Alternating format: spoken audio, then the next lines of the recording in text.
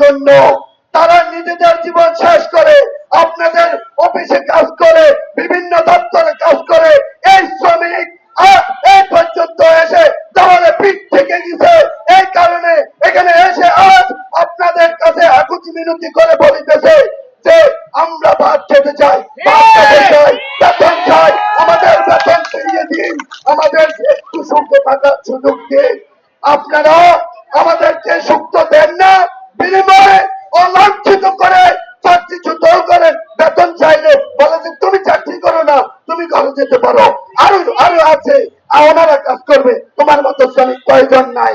কিন্তু ওই প্রতিষ্ঠানে দেখা গেছে ওই মেয়েটার, ওই বাবাটার, ওই ছেলেটার একই কষ্ট সবাই ভোগ করতেছে, এইভাবে কেউ ধরে মুখ খুলতেছে না।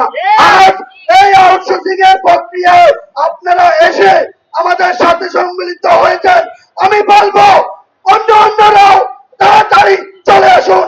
আমি চাই যে বাংলাদেশে কোনো বৈষম্য থাকবে না, কোনো দালাল থাকবে না, কোনো মালিক চক্র কাউকে বেতন না দিয়ে এই ইন্ডাস্ট্রি, মেল, কোম্পানি, স্বাস্থ্যক্ষেত্র, অন্যান্য যেমন সরকারি কর্মক্ষেত্র, ওইখানেও দালালি হচ্ছে, সরকারি নিয়োগ দিচ্ছে দালালের মাধ্যমে।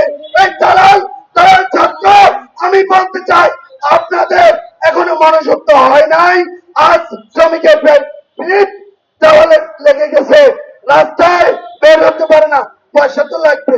অনেকে আছে এই আন্দোলনে হেঁটে হেঁটে এসেছে অনেক দূর দূরান্ত থেকে। আমি সবাইকে সাধুবাদ জানাই, সবাইকে আসসালামু আলাইকুম ওয়া রাহমাতুল্লাহি ওয়া বারাকাতুহু।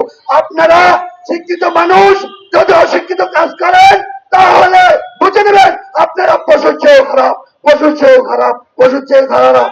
বেশি কথা বলা লাগে না, বুঝতে গেলেই একটু কথাই বুঝে ফেলে।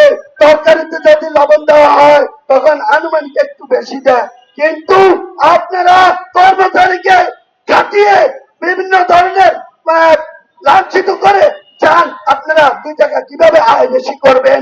আপনাদের এই যে শ্রমিকের বেতন না দিয়ে এই টাকা আপনার ব্যাংকে রেখেছেন, আপনি কি মনে করছেন এটা ভালো আয়